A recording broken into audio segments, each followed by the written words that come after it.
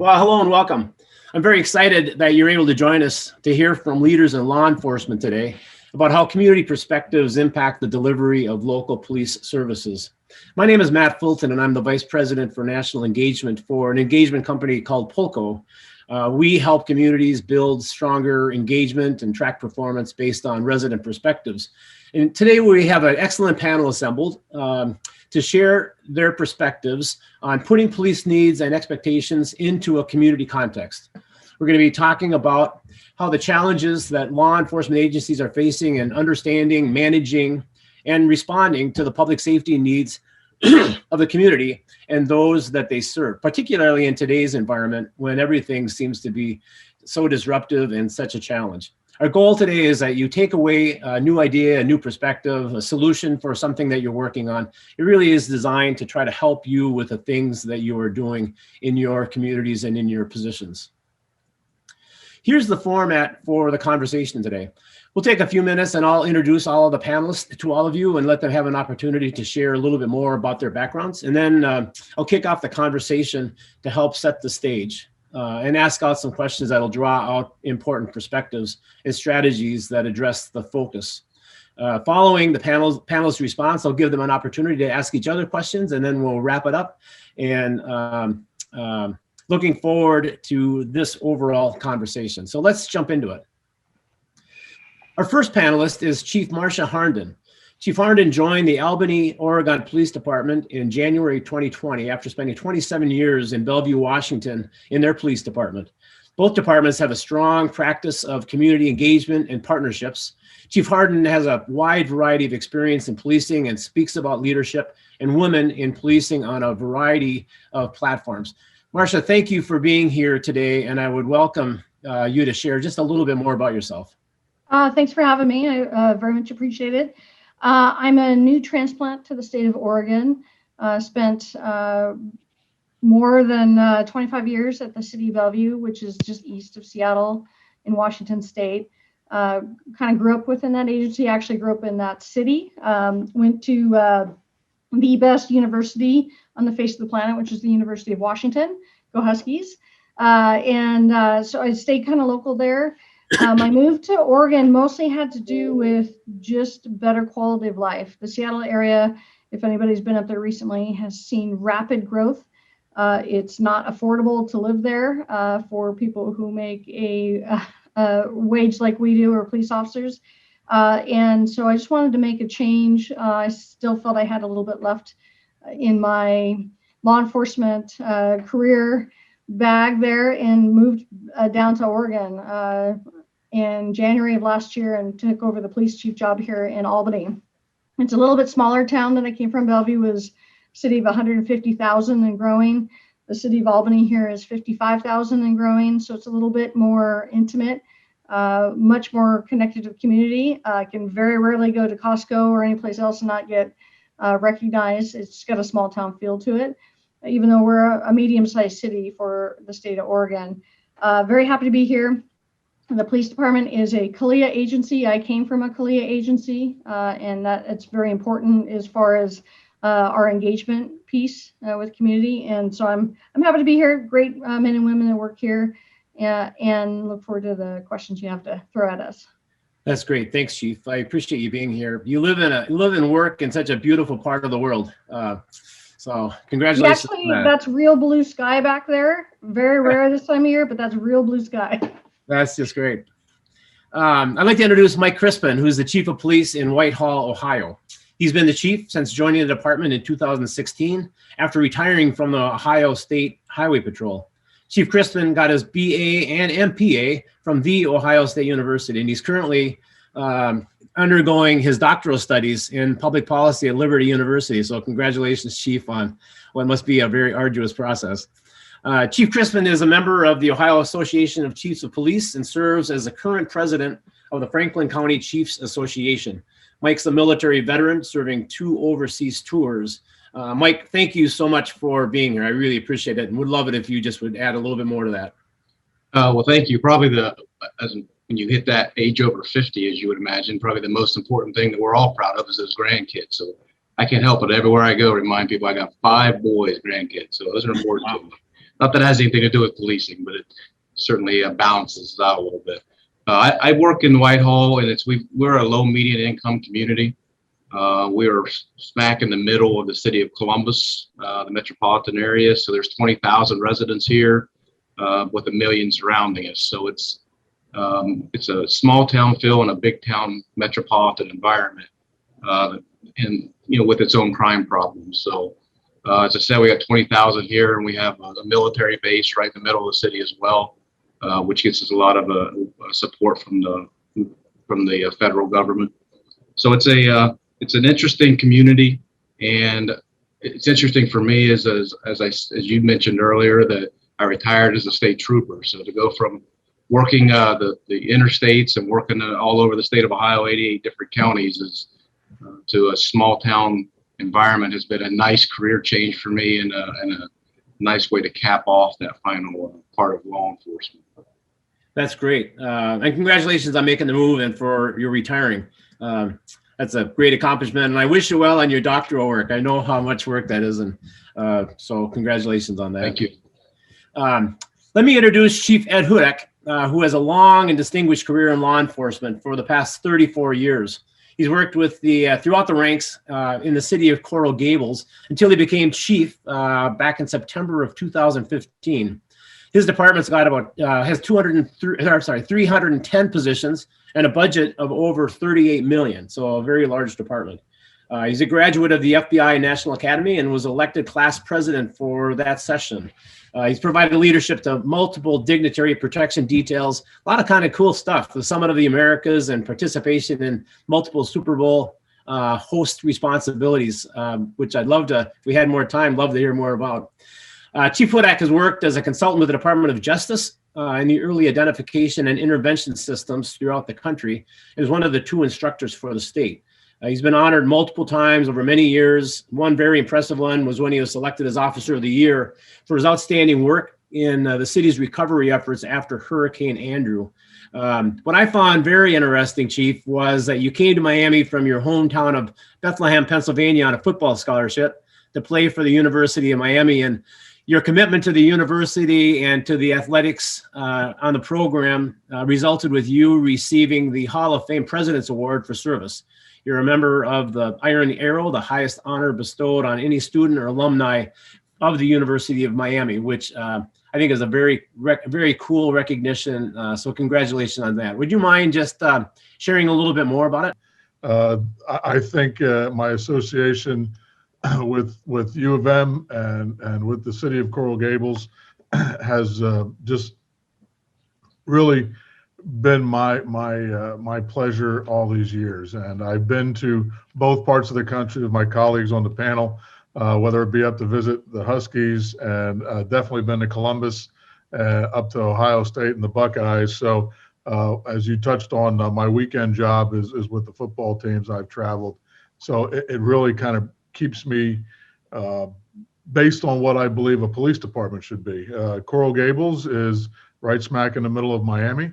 I call it the pass-through oasis. So we equate ourselves to the Beverly Hills of the Southeast United States. We have a very 51,000 residents population, but again, it's some of the movers and shakers, along with some certain star power type things, certain different areas.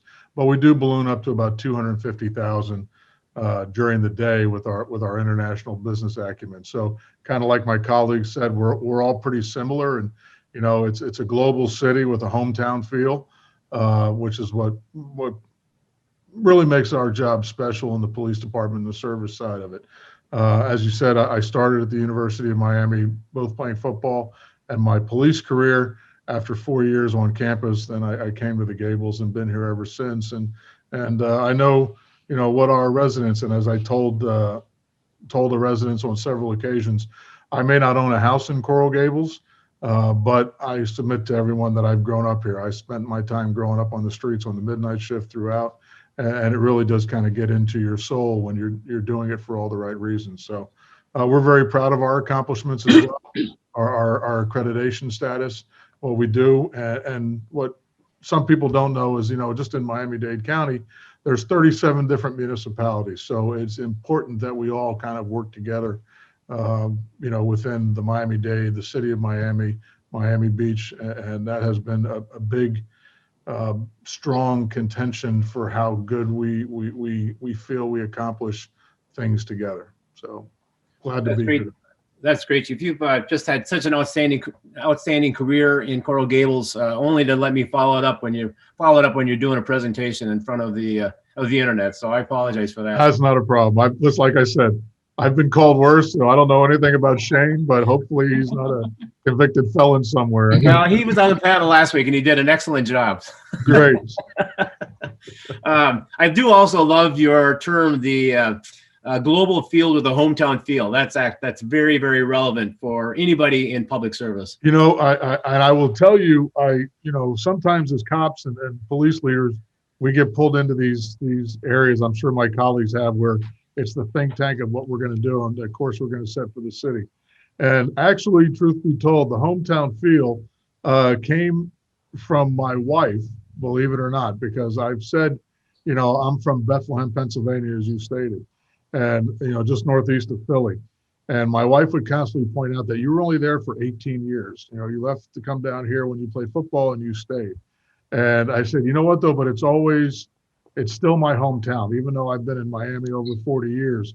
When I go back to Pennsylvania and visit family, it's still that hometown feeling. It's that warm feeling where, everything is much smaller than it appears when we were kids, obviously so. And that's what we're trying to strive for within Coral Gables, not just in the police department, but we know we're a global city. We're in the middle of Miami.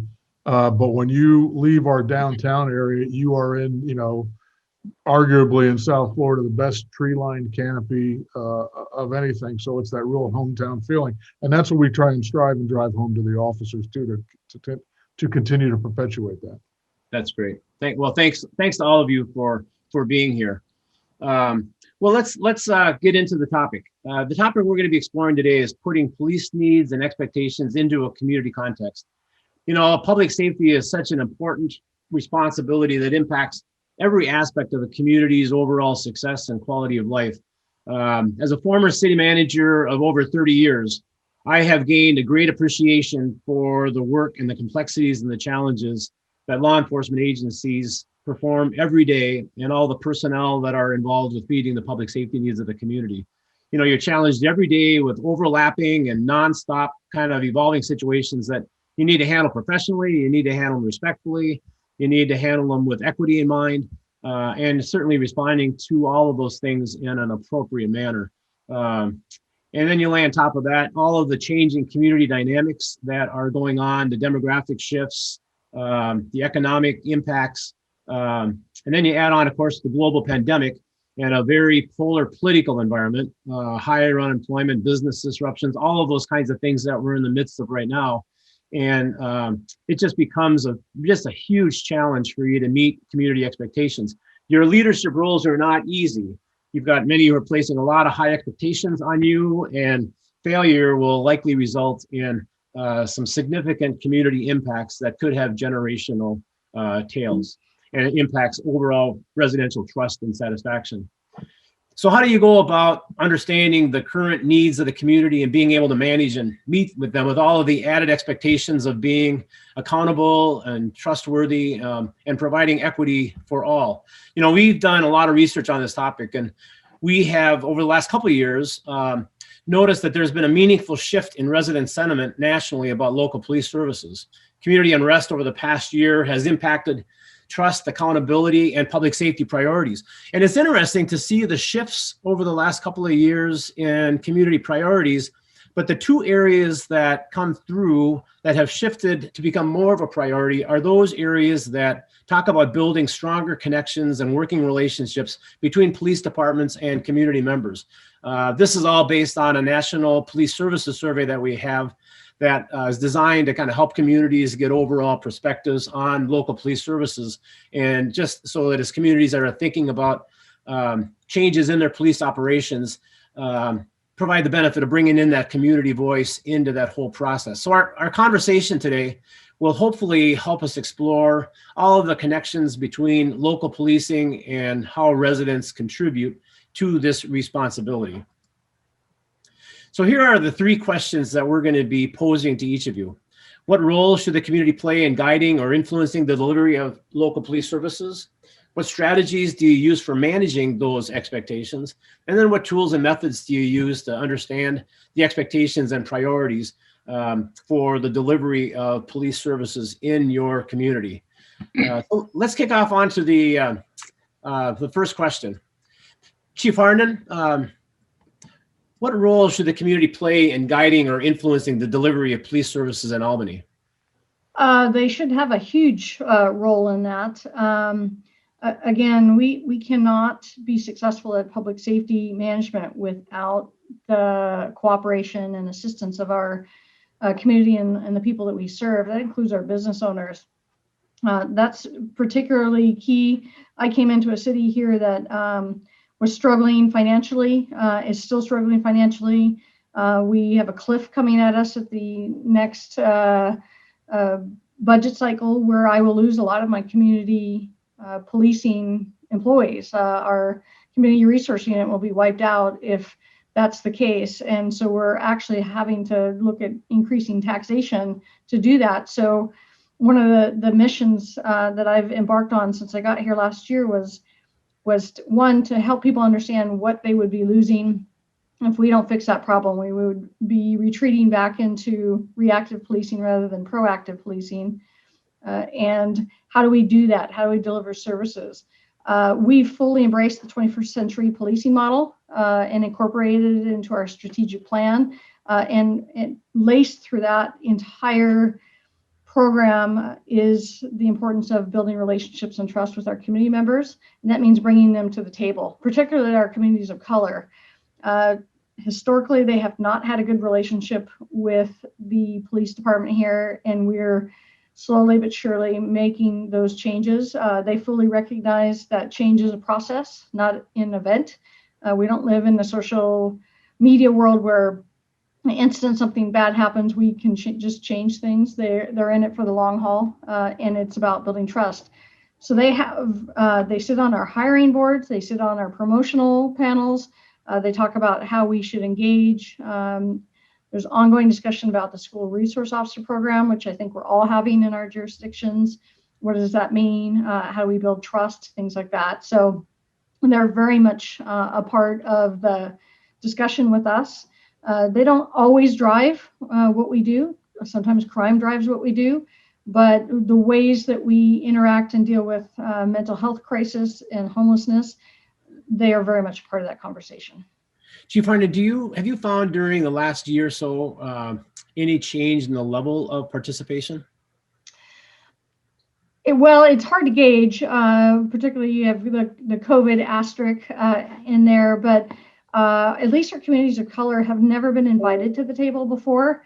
So there's a heightened interest and they want to get involved with us and have discussions, fully realizing, again, change doesn't happen overnight, but they're invested in it. I will tell you, we operate on a public safety levy here in the city. That came due in May of 2020. We were all a little bit nervous considering the pandemic. It passed its 75% approval rate. And so that's huge during a pandemic. That means that we have good public trust. And so we'll try to build on those as well. And I think that people are very concerned right now. We're getting a lot of feedback on the potential cuts coming at us. So that shows to me that they're interested and want to partake in the discussion. Yeah, 75%. That's a resounding support for the department. So yeah, congratulations. Chief Crispen, what role should the community play in guiding or influencing the delivery of police services in Whitehall? Well, in 2016, I tell you, we were dealing with in the city of Whitehall sort of a perception problem, and I say perception because I'm not so sure it was a reality. But the state of Ohio and certainly Central Ohio had significant numbers of newspaper articles and YouTube videos, of course, social media stuff, listing Whitehall as one of the most unsafe, either 1, 2, or 3, back and forth every year, communities in Ohio. And much of that was perception based, but there was a per capita, a high rate of crime based on where we are located.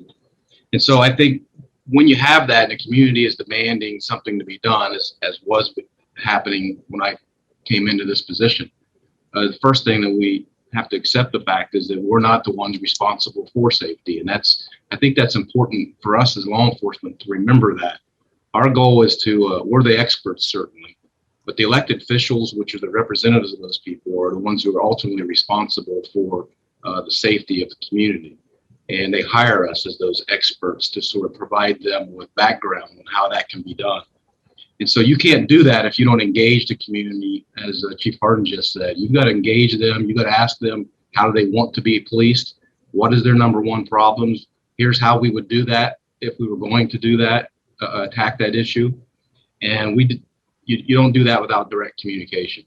And we did that with some immediate once a quarter town hall meetings with the community, which was very well packed at the beginning. You know, we knew we were becoming successful 2 years into it when those town hall meetings started getting down to the same 60 people all the time. At that point, we knew that traffic was going to be their conversations. And if they're talking about traffic instead of the robberies and the rapes and other things you might hear, that means we're successful just on an anecdotal level. But for us, we embraced our constitutional responsibility, which is we serve them. We're responsible to answer to them. They tell us how they want to be policed.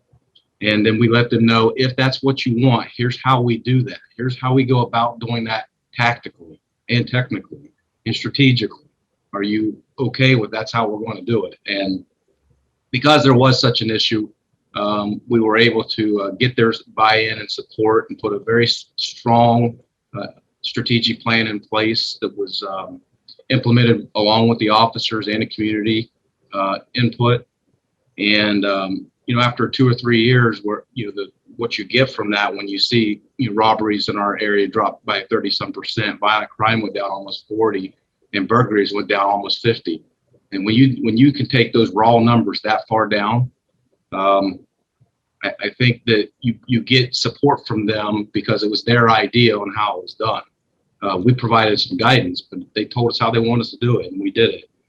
And I think sometimes from the previous discussion, when we're looking at what happened in 2020 and the narrative of a law enforcement relationship with the communities, I think that sometimes that's just a blanket statement. That's not necessarily the way it is in every community. And where I work here in Whitehall, we have our population caller is 54%. And during the month of June, the city of Columbus, certainly like many other major cities, was dealing with a lot of riots and issues that were going on. The suburbs around us were dealing with a lot of issues that were going on, protests and riots, and we were doing our best to help them out. But the city of Whitehall didn't have a single sign posted. We didn't have a single protest anywhere. And in fact, our community, if they would have just stopped bringing so much food to the agency, because I was concerned about officers getting overweight, right? And I think it comes with what you do in advance, right? And they were concerned that we would back off what we were doing to keep this community safe before. And as I said before, we have 20,000 people that live here. At any given time during the daytime, much like the other chief, that population goes up for us around 65,000, and plus a military base. So all that said, I think when you start thinking about how do you reduce crime, you have to realize it's not just one entity that does it. It's a big onion. You start unpeeling it. You find the law enforcement, you find the community, you find the courts, you find the prosecutor. Everybody's responsible for that crime rate. And I think that's what you have to do. You have to engage them. You have to be real and honest with them, and you have to invite them to the table. Not do it on your own and try to lead from your office. That's excellent. I really appreciate the point you brought up about the significant drop in your violent crimes. I mean, I think I know in your bio you had talked about a 3-year vision. And it sounds like you really have built a community. I've heard the term community capital, where you have that faith from the residents in the work that you're doing as a community. So congratulations on that. It's also impressive too with your quarterly meetings. Are these centralized meetings, or are they kind of scattered around the community? Or can you share a little bit more about the benefits of those meetings? Sure. We've got a significant number of churches in the community. Very eclectic community. And so what we did was we reached out to those pastors and asked them if we could hold them in at their church or their establishments. And a couple of times we held them at the school also, at the high school. So we've moved them all over the community so that people within walking distance could make it to the meetings. And we were very quite a few people that showed up to those things at the very beginning. And some of them, when we scheduled them to go for about an hour, which is what we tried to do, keep it within an hour, we're 3 or 4 hours into this thing, still answering questions. And then afterwards, everyone's leaving and we're still talking to them. They were very, very invested in their community and how to sort of reduce this crime rate and change the perception. And if I just share quickly, the biggest thing that they really talked about, and our mayor's been very, very aggressive with, is understanding that relationship between business and crime reduction, right? Or economic growth and crime reduction. And so we ended up saying we need to have our economic development team at the table with the law enforcement team, and we need to be doing what is it they need from us and what do we need from them. And when they would try to sell for companies to, try to pitch for companies to come into Whitehall, FedEx and some others, they needed to understand where the crime rate really was and talk to law enforcement and what we're doing with the crime and with the community. And we just saw that marriage between the economic development and law enforcement. I think you got to bring both of them to the table. Yeah, that's great. Thank you. That's just excellent. Chief Hudak, what role should the community play in guiding or influencing the delivery of police services in Coral Gables? Well, listen, I think to what my colleagues touched on already. I mean, in our departments, it's the valuable insight of what the community expects. And I said this from when I was appointed interim in 2014 throughout. The one thing we stopped doing right away, we stopped talking numbers and statistics to the commission. On the night of my appointment, I was like, you're never going to hear me talk about statistics. Now, to this group, when you see almost a 30% drop in crimes across the board in 6 months because of an active, engaged police, you see it and you realize, okay, I think this is where we need to go. Now, it's also managing their expectations. When I say managing the expectations of your elected officials, managing the expectations of your department, and of the residents that you serve. Now, in Coral Gables, it was interesting because we never talked about those statistics again, because my position is if your car got broken into, if your house got broken into, crime's up 1,000% in your neighborhood, in your house, and you don't care what I say. So we took the same approach of meeting with the individuals because there was a transition of power within the police department. It was a one-on-one conversation with smaller groups through our Crime Watch group. We have an active Crime Watch group that focuses in Coral Gables, and we would go to the neighborhood. So we would find a block captain or somebody that would host it. We kind of went back into the 70s when they did these, and we would show up, we being me and maybe my community affairs officer, and we would address those concerns.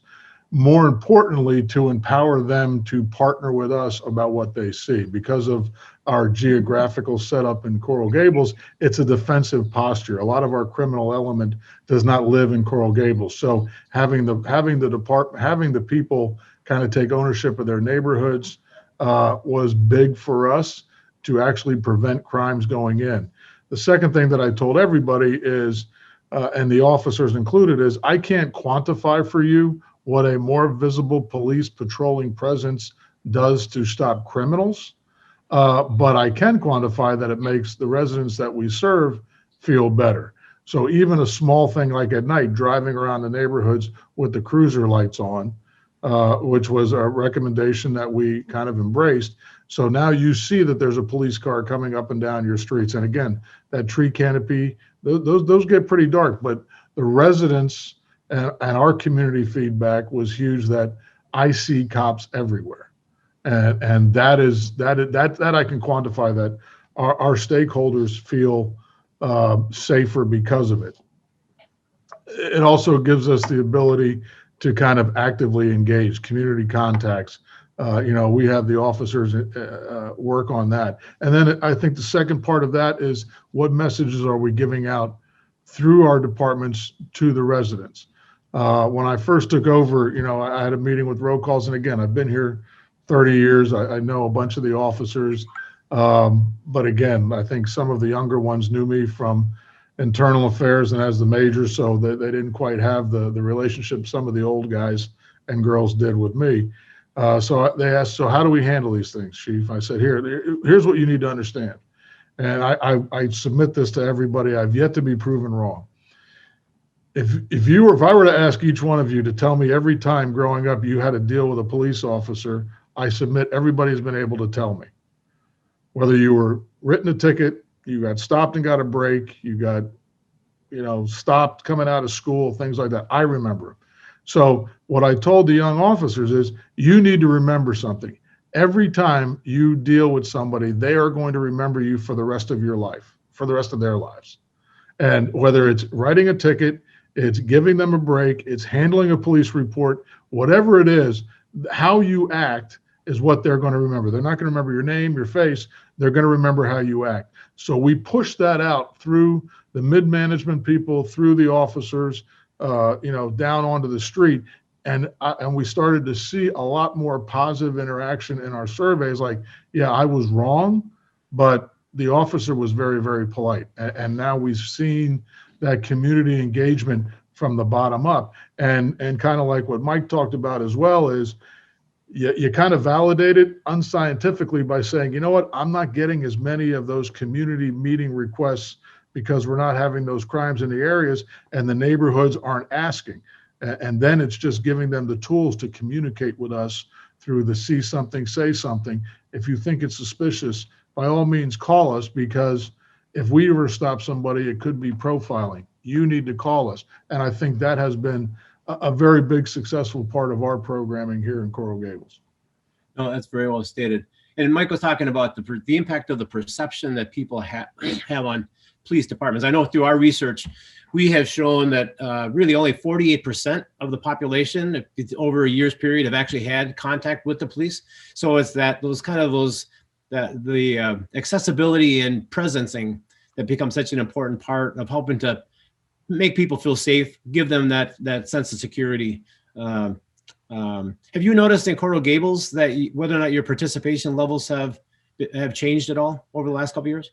So I have, and I think what we're all dealing with in law enforcement across the country is the immediate access. Listen, the most overused word, in my opinion, throughout this country is transparency.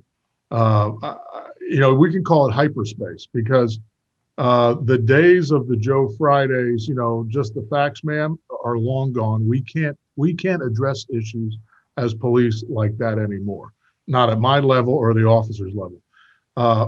The social media outreach is something that by the time I wake up in the morning, if something happened overnight, there's a good chance that thousands and thousands of people have seen it, because they're looking at TikTok, Facebook, Twitter all the time. And there is no validation to that. So it automatically puts departments similar to ours in a defensive posture, like we're answering questions instead of giving the response, which I think is, to what my colleagues here have said as well, it's those positive investments into the community by going out there and engaging them when we have to answer the questions. And again, calling it as we speak, as we see it as chiefs and as administrators, like, this is what's coming. Yeah. Now it's an anomaly for us to tell them something they already don't know. And that's not to say it's a witch hunt or anything else like that. I mean, my colleague on Miami Beach is dealing with things on a regular basis, and then it goes back to managing the expectations of your community. Unless we say it, don't necessarily consider it valid. And those are the next door apps and things like that, because that pass it down the line, where by the time it's a broken foot and by the time it gets to the police department, it's a double murder. And those are the kind of things that we have to kind of manage those expectations. If we don't say it, then let us look into it first. Yeah. And I think that's the kind of patience we have to manage. Yeah, thank you. Let's move on to the second question. And we'll start with you, Chief Crispen. What strategies do you use for managing these community expectations in Whitehall? Well, one of the things that we do is sort of define who are those people when we say expectations, right? I think as the chief just said, when you start thinking about expectations, you're going to find a percentage of people who are never going to be satisfied with anything that you're doing. Social media might be one of our worst enemies at times, while it's a great tool in other ways. So the first thing we've had to do, and we still do on a regular basis, is who are those stakeholders, the most influential people in the community. I mentioned a few earlier, which is some of those church leaders, right? And some of the big businesses we work with. And certainly when you know who those folks are and you're engaging them on a day-to-day basis and they get to know who the officers are, that's key to start with. They'll let you know. They'll tell you whether you're meeting their expectations or not. And when I'm walking through myself or my deputy chiefs are walking through the community and they can't help themselves but to come to us and tell us, hey, we really appreciate what you folks are doing. And if I got to tell them to please quit bringing food, and I keep emphasizing that as sort of a tongue-in-cheek joke, but it means something, right? The old state trooper in me says we're not supposed to take that kind of stuff, right? That's taking a gratuity or something.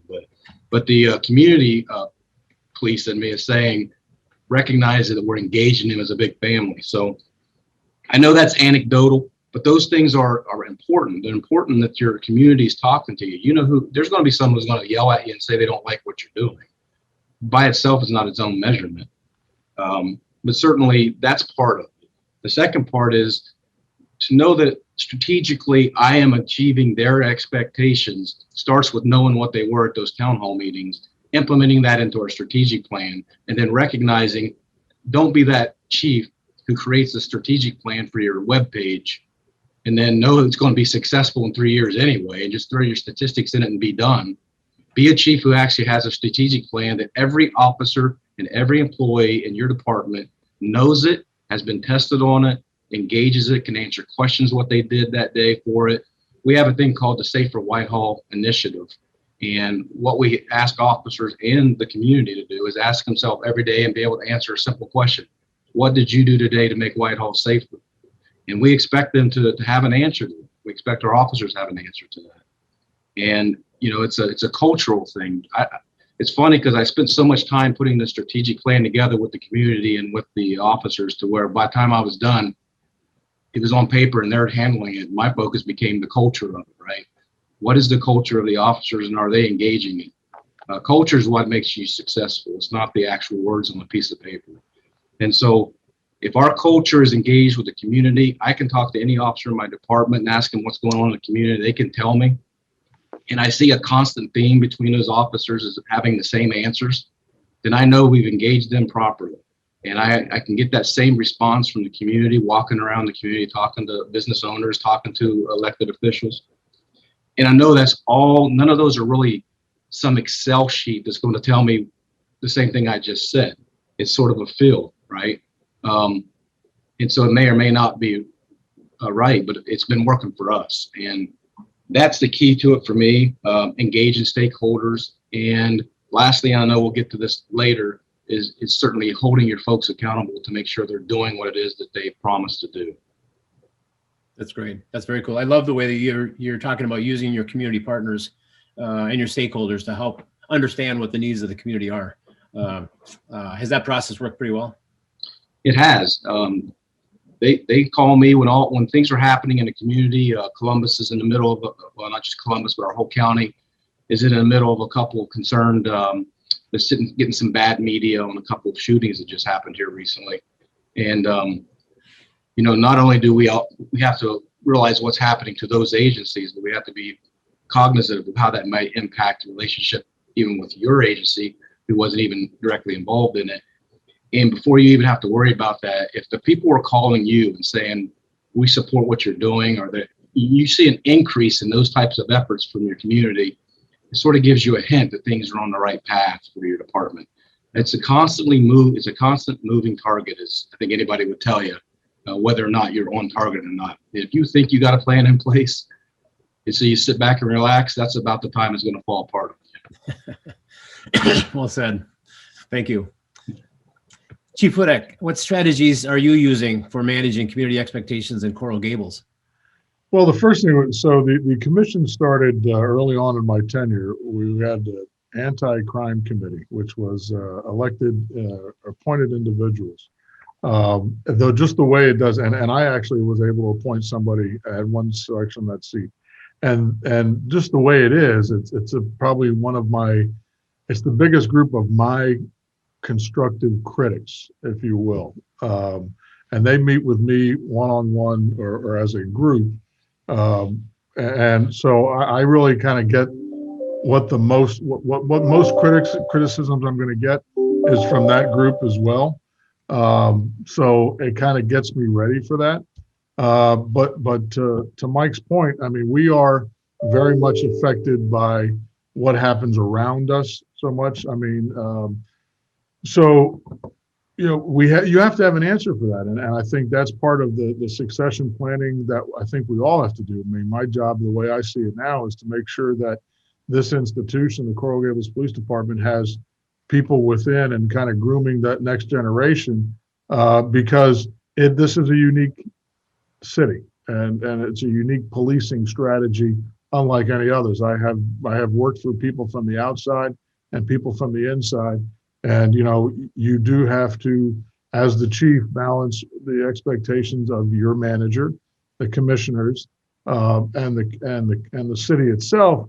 And we have kind of become, the police department's kind of become the face of that safety, because that has become paramount within our city.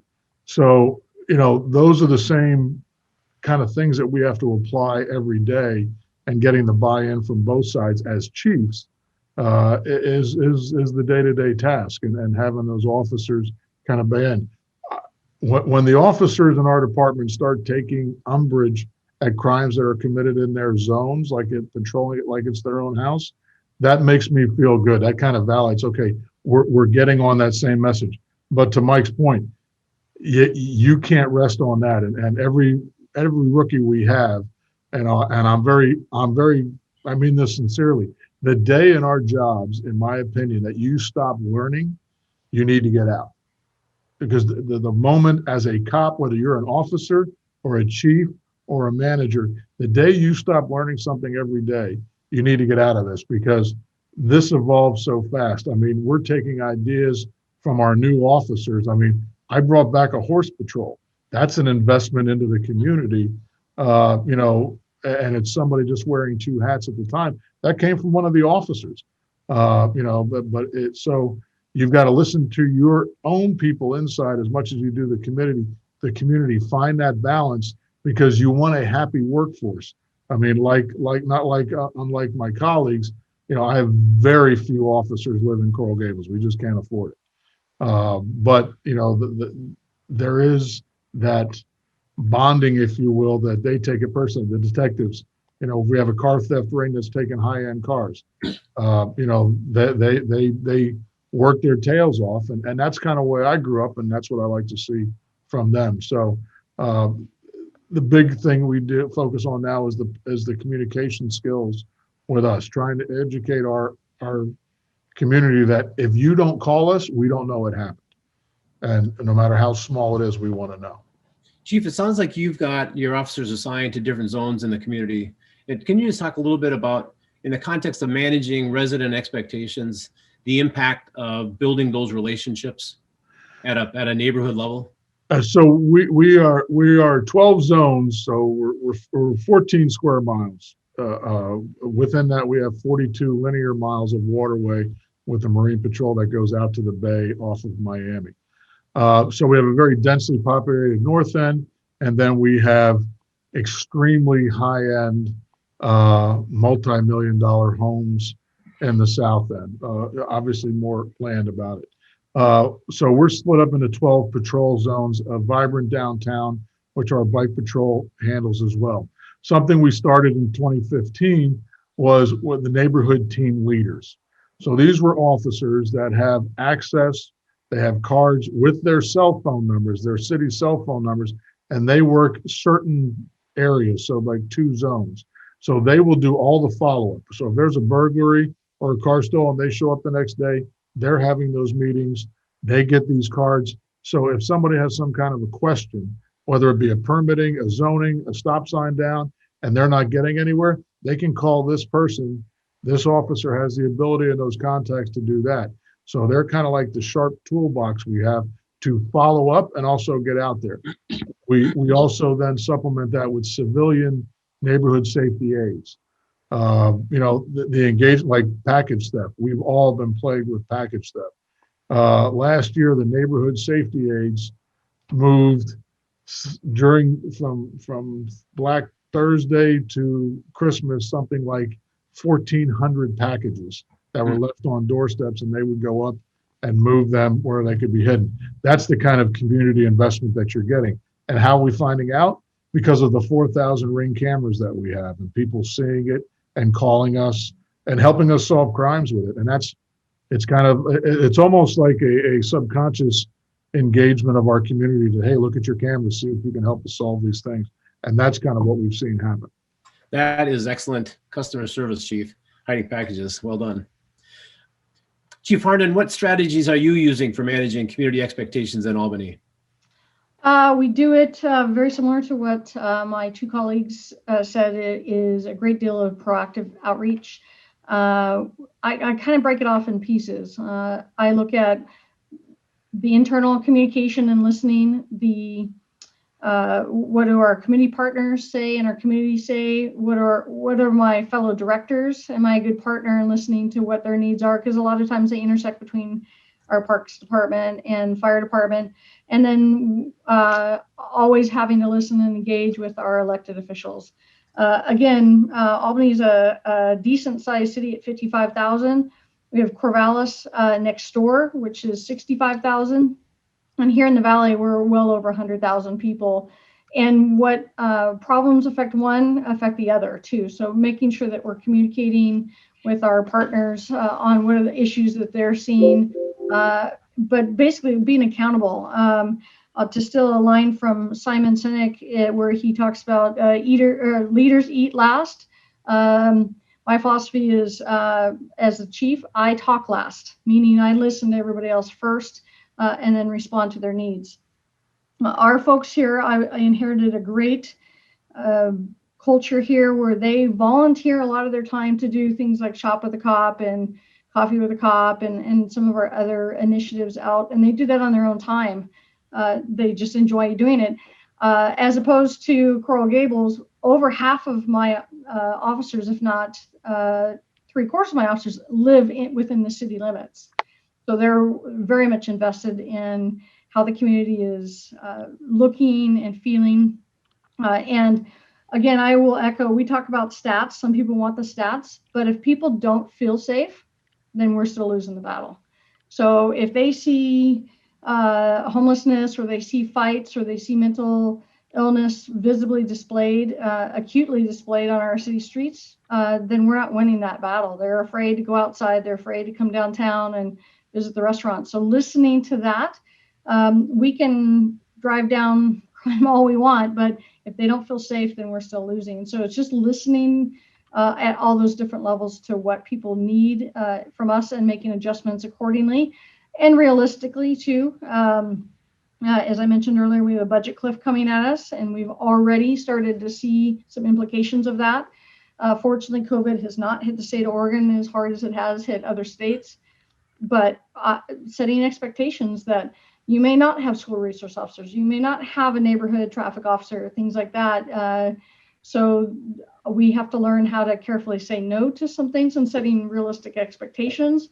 And that's kind of a difficult dance sometimes, because we want people to feel safe, but we don't also want to scare them or feel like we're pressuring them into a tax, because it's not a great time for any tax, but just making sure that they understand really where we're at. For instance, our detective bureau has not increased in size since the mid-90s. The only bandwidth that we have is violent crime or very serious high dollar property crimes. And so if your car gets broken into, or we have a car prowl ring going on, we don't have resources to tackle that, and just making sure they understand that, but also trying to be as visible as possible. Again, they do support us. They passed a levy. I think we'll be able to address our issues, but just being realistic, but also understanding and communicating with them on all the different levels. I love the fact, Chief, that you talk about the kind of the values that residents have instead of kind of the quantitative data of how many people you arrested, because they're not really connected. If you're not feeling safe, it doesn't matter how many people you arrest or how many crimes you have. You're really getting to the issues that are the most important aspect of being able to demonstrate a community's doing well or not. Would you agree with that? Yeah. Okay. Thank you very much for that. Let's shift over to the final question. And Chief Hudak, I'd like to start with you. Could you talk about the tools and methods that you're using to understand resident expectations and understanding their priorities regarding law enforcement in Coral Gables? Well, I think that the first tool is obviously communication through the ground officers. Managing the expectations of response, first of all. I really drive home to my majors and to the midnight managers that if you get a response or you get asked a question, we have to have follow-up and follow through. Some of those neighborhood team leaders that we talked about, as well as giving them the ability to address the individual's concerns, because it comes back. Right now, we're having an issue on our Marine Patrol. So questions about staffing, speeding, certain things on that. Now, and that could be a very defined group of individuals. Our waterways go throughout. So it's now addressing those issues to the point where I want the rank and file, and this is part of the succession planning, to address that one-on-one. I think in today's age of quick communication through social media and emails, that lost art of conversation with us, especially as chiefs, is something that's hurting us as a profession, because we're too quick to send a response or to delegate it out and not have the appropriate response. To this day, if I get a commendation email about somebody, they get a written letter response from me thanking them, going into the officer's file. And I do believe that invites them to have a comfort level to tell me what truly is their concern, and not worried about, blowing it off. There's a way to say no, and I've told some of my younger officers, don't open up with the word no, even though what the answer is no. Is we have to listen to people. Look, I mean, we have faced in Coral Gables, and I tell this to the officers, we train and we train and we train for everything, because anything that's happened anywhere in the country has happened in Coral Gables. We've had active shooters, hurricanes, without a doubt. The UPS issue, that incident that took place started in Coral Gables, and the officers can respond and have responded appropriately in all cases, and that's made me very proud. What in our downtime, when we're out there patrolling, kind of like what Marcia talked about, when they're invested in the communities and they're talking with the communities, it's that neighborhood team policing type concept that gets me the information that we need. And I have an open door policy with my employees that if you think I need to know something, by all means, tell me. Don't run it up the chain of command, within reason, obviously. But that's getting us out there and having a conversation with the individuals. They will get phone calls from me directly, being if they're victims of crime. And I know some of my colleagues don't have that opportunity, but again, I think that's the positive investment when we have to, as you touched on earlier, we have to take decisive action against our employees when they do wrong. And that's the expectations. And that leads us to, we had the first protests, if you will, in South Florida were scheduled here in Miami, or were in Coral Gables. And, that was an active engagement with the people that were organizing it, not just to listen to what they had to say, but to protect them from the anarchists that through our intelligence sources, we knew were going to try and overtake it. And that's why I think we were able to peacefully listen to their demonstration, offer my other colleague chiefs at the time to meet with us if they remained peaceful, which they did. And then that night, my troops were out helping the city of Miami and Miami Beach because bad people are going to do bad things, and we have to help each other out. So that's that kind of dichotomy. We are allowed to do that because of our active engagement with the community and the information back and forth through surveys, through letters, things like that. And I think that's, on the back of every officer's card is a survey monkey where they can type in what they thought about us, and that eventually gets to me as part of our accreditation standards. And that's how we kind of keep our finger on the trigger of not just good, but on bad things if we have to pull it to go whether increase what we're doing in other areas, I should say. Chief, Coral Gables has got such a positive reputation in terms of overall local service delivery and management of all of the services. Do you have in your strategic plan, do you have performance metrics that are based off of like community resident perspectives that you use for kind of guiding your performance trends or tracking your performance over time? Yes. So we, and part of our overall matrix and what we do as a city, we have that in there. And then we kind of look at what we're looking at, what our goals are, strategic goals are, as far as our outreach communication, positive. And then we have a separate group doing a poll outside of what we do. Needless to say, and my fellow police colleagues, is everybody loves the fire department. So the fire department always does well, but I constantly argue. I said, if we can stay in that 80-90 percentile of positive interactions while we're writing people tickets and dealing with them when they're victims, I'm okay with that. I don't need the 90% that the fire department gets. So it is something that you have to push down to the troops too. Everybody knows, I think every chief knows, somebody's real colors, and then when they start getting all these attaboy letters, they're just trying to stack the deck, and that throws off your numbers of how good are you really doing. So I like those surveys coming from outside to tell us how we're doing, but a big part of that is managing the message from us to them when we do screw up, when we do have to terminate somebody. When our hiring numbers are not at full staff because we are picking the right ones. And those are the kind of things you have to manage early on. Yeah, that's great. Very well said. It's not the first time in these panel conversations that this rivalry with the fire department has come up. Well, right now they have all the vaccines, so I have to be nice. Don't air this until all my guys get the vaccine and girls get the vaccine. Yeah, thanks, Chief. Chief Harnden, what tools and methods are you using to understand resident expectations and priorities in Albany? I will echo what Ed said as well.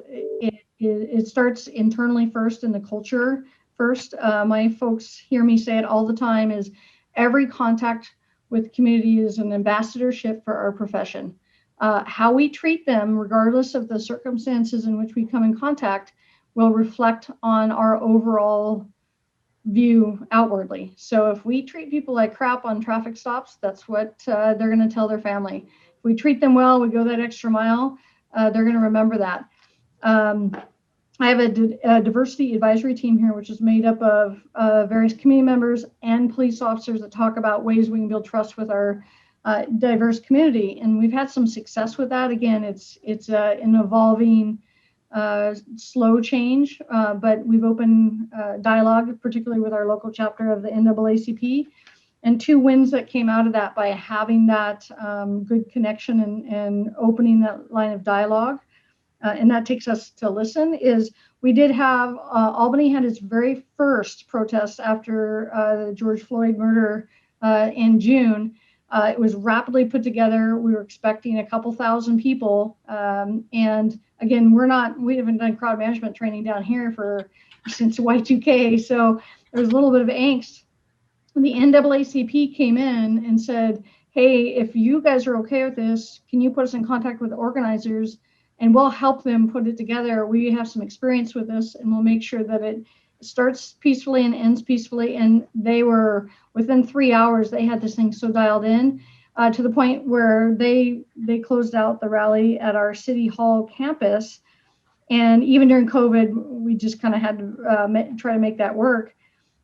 The organizers had everybody look around them and say, is there any trash on the ground around you? Pick it up and put it in the garbage, because the city was very accommodating to allow people to voice their concerns about this event. And that was a great launching point for relationships moving forward. And conversely, as Ed said, we have to be able to share that we hold our people accountable. This same group brought an issue forward to me about a bias incident that occurred, and Oregon state law is very strict on this, that police must investigate bias incidents. One of our officers did not do what they should have done, and in the end is going to end up being a termination level incident because of some dishonesty, but they know that we're going to hold people accountable for it. And we have to be able to say that we're human and we're going to make mistakes. And we're going to hold people accountable. And I think that goes a long way to managing those expectations, that they can bring issues to us and we'll handle them appropriately. That's great. Do you have performance metrics built into your strategic plan that allows you to track performance from a resident's perspective over time? Yes, we do. So the city as a whole does a satisfaction survey that comes out every a couple of years as we move forward. That was just completed. We do an internal survey as well to gauge our cultural temperature. And then we have metrics to increase our social media engagement 10% per year, things like that. And those are built in. We're only pushing out for a 3-year strategic plan right now, just because the police department's never had one before. So this is a new cultural change that we implemented. So I want to make sure that we don't push too far out until we know, one, what our budget's going to look like moving forward, which will cause some restructuring, and get a handle on any cultural issues that come up with some of these changes. That's great. Yeah, thank you. Chief Crispen, what tools and methods are you using to understand resident expectations in Whitehall? Well, I think we said a bunch of them, so I won't repeat a whole bunch of what the chiefs have already said. Certainly the town halls and surveys are very important, and communicating with our elected officials has been vital. We do the surveys as well every 2 years. The city does. This will make the chiefs happy, but for the last 2 years now, when I first got here, that wasn't the case. As I told you, the crime rate was pretty high here. By engaging these officers, and really they ran the show. I mean, that's the key really for a chief is, you know, your folks are out there and they know what's going on on the streets much better than you ever would. So you got to communicate with them first, but by using them and seeing that crime rate go low, I think they'll be quite happy to know for the last 2 surveys we've done. We first time edged the fire department out by 0.2%, 98.2. That's important. And for some reason, I don't know what it was, but maybe COVID, I don't know. But the last one we just did this year, they dropped down a lot further, and we maintained. So that we like to tease them. They're right across the road from us.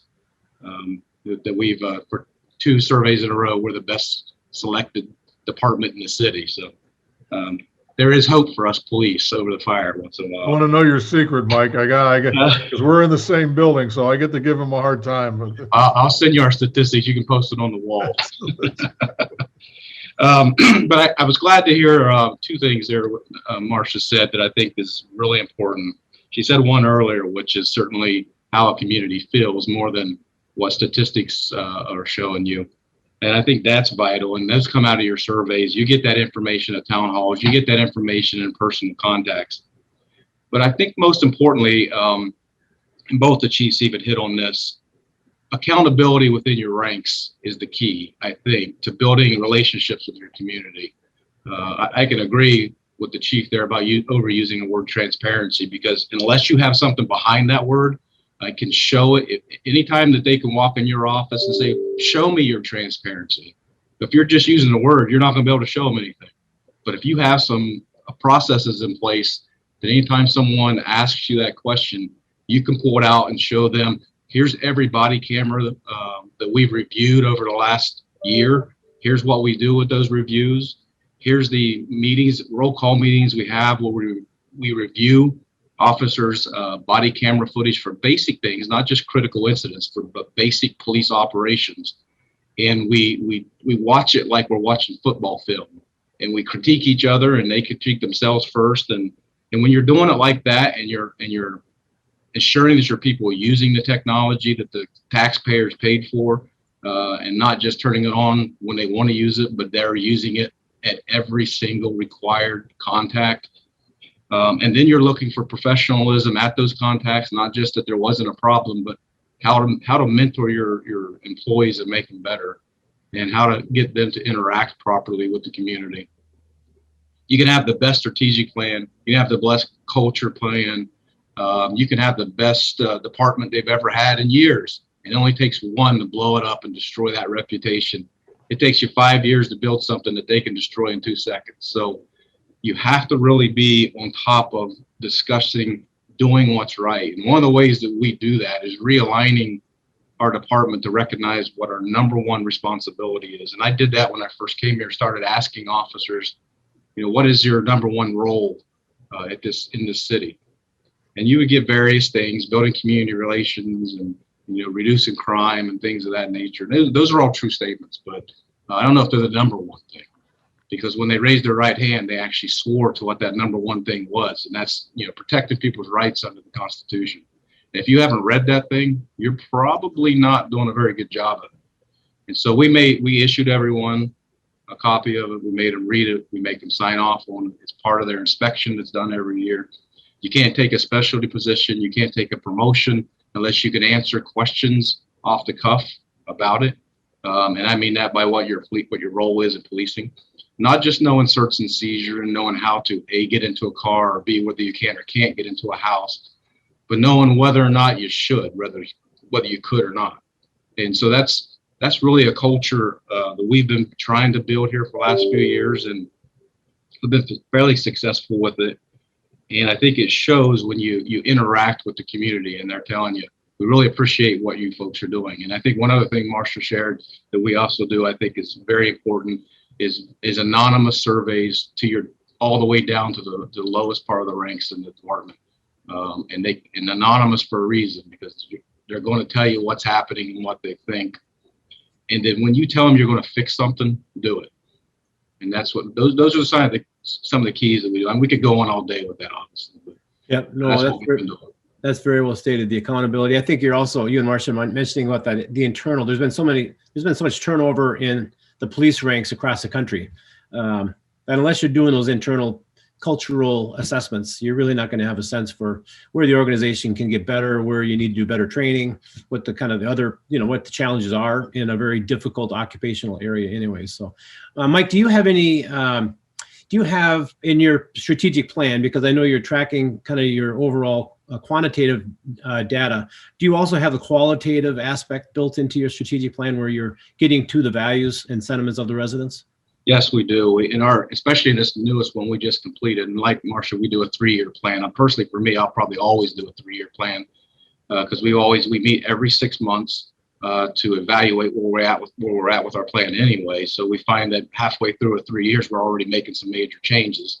But yes, we do within this newest plan where we are doing outreach. Individual commanders are reaching out to people who are victims of crime. That they themselves wasn't necessarily on the call themselves or doing the investigation, to make sure they got proper follow-up and make sure that the thing that we found to be most beneficial is reaching out to things that most officers would find to be minor crimes that they don't worry so much about, right? Certainly domestic violence, robberies, things like that. We know we're getting some good follow-up on. But if someone came home from vacation and their shed was broken into and they're missing a lawnmower, 2 or 3 months later, after that case shows closed, maybe it's a good time for us to reach out and make sure we did a good job following up on them on that as well. So that's some of the things we do within our strategic plan. That's just excellent. Love that follow through efforts on your part. Well, thanks. This conversation has been great. I would love to just kind of open the opportunity up if any of you have questions for each other or have any issues that you want to just kind of follow up with. Anybody have anything? I'll make one final statement. I got asked a lot in 2020 about our policies. We all probably have some sort of intervention policy and things like that. And I was happy to say we were already in a good place when we got these questions last summer. But I think it's important, and I think my two colleagues would agree, that policies are one thing, but if the culture's not there to support those policies, then we're in trouble. And that comes to that accountability piece, community outreach piece, and building trust and things like that. Just having a policy that bans this or that, or that we must do this or that, that's one step, but we've got to have the culture behind it that's going to support that. That's great. Thanks, Marcia. I would probably, rather than have a statement, maybe have a question for both chiefs. And that is, the recent role I've taken with the association as the president, one of the things that comes up as a routine, and it made me think about that in 2016 when I took over, as well as when I assumed the command of 3 counties when I was with the state. And that is mentorship, right? You know, if you can't do this job alone. And there's some chief that's been doing it for 2 or 3 years or somewhere near you. But when you get thrown into this role, there's really not here's a manual on how to get this done, right? And so you end up figuring this out over 2 or 3 years, unless you have some real good mentorship around you, which is something we're trying to create in our association. I don't know if the other 2 chiefs have any similar experiences, or if they actually have a mentorship program within their associations that would be beneficial to share. So we have it, and only because I'm probably double the age of both of you, as far as the chiefs are concerned. And I think I've somewhere along the line, I've become like the senior chief in Dade County. I don't feel that old, but yeah, I think, you know, a lot of it in our association in Miami-Dade County, and it's been strange because of COVID, but I think it was the interaction that we had socially. But you know, we had meetings every month. The award we brought together. I'm sure most associations do. We have an Officer of the Month award for all of Dade County that all 37 municipalities can put in for, and we celebrate that with a dinner. And I do believe, Mike, to your point, like that mentorship, those kind of questions happen at those meetings where, hey, so what's going on? Or, hey, how about this? Or, you know, instead of seeing it on TV and then having a question afterwards. So I do believe there has to be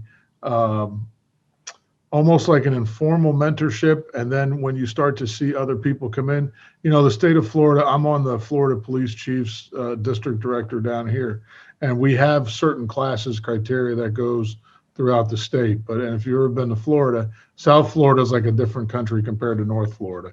And so, you know, we all meet in Orlando to try and address the issues that we think are both are consistent with both throughout the state, because we have so many different issues. So I like the informal thing that we do. And again, it's been we've struggled this year because we haven't done it. But we all do have a very much of a pick up the phone and call certain chiefs. Hey, this is what I've got. So it buys us a lot of collegiality, if you will, when we're having those conversations. And the same token, when one of us is going through a tough time, you're going to see that whole, hey, you need anything? And I think that's why we're as successful as we are with just resources. And that goes with the feds too. We have a close relationship with our FBI office, with our HSI. I mean, I had an HSI agent had to shoot somebody in my city a couple of weeks ago, you know, and the first person that called me was the SAC, and I was on vacation. I'm like, hey, and I think that's where you start to learn when you get those new chiefs and you kind of see them in those organizations, you're starting to get to know them before they elevate themselves to the rank. So from an association standpoint, push out how to get your up and coming people into the association before, and that almost self-perpetuates itself. Yeah, thanks. Marcia, did you have anything to add? Go ahead. Yeah, I was blessed when I came here last year. I affectionately call it Baby Chief School, our Oregon Association of Chiefs of Police, the Sheriff's Association, and the Police Chiefs Association are two different groups in Oregon, but we work very well together. Our PAC and lobby in Salem works for both, for dealing with reform type issues. So we're very well connected there. So I was blessed to have that school right off the bat last March. In fact, that was one of the last classes they held at the academy before they shut down due to COVID. And that also, our regional representative for the Chiefs Association is one of our neighboring cities, and he is almost 40 years experience in the field. So being able to rely on him and run things through him. And then when I moved down here, the chief of police in Tigard, Oregon, was an assistant chief at Tacoma, and I knew her from starting a women's leadership group up there. So I was blessed to have a whole bunch of help to run things past, and that's been very beneficial. And I'm also very blessed. I'm in 2 counties. I think I was telling Matt earlier, my city is borders 2 different counties. And so I have great relationships with both sheriffs, all the chiefs in the area, and we get along very well. In fact, we have a major crimes team that we share resources. It's a shared SWAT team, shared narcotics team. So we have great relationships, and we lean on each other for advice and assistance when needed. That's great. Thank you. This conversation has just been excellent, and there are so many great ideas and perspectives that you've shared. I love the term, the art of conversation, and all of you have talked about just the importance of those direct interactions with residents, probably more at the neighborhood level, but the town meeting idea and concept about pulling people together to talk about where their needs are and then allowing you to kind of deliver those services just is really, really sound.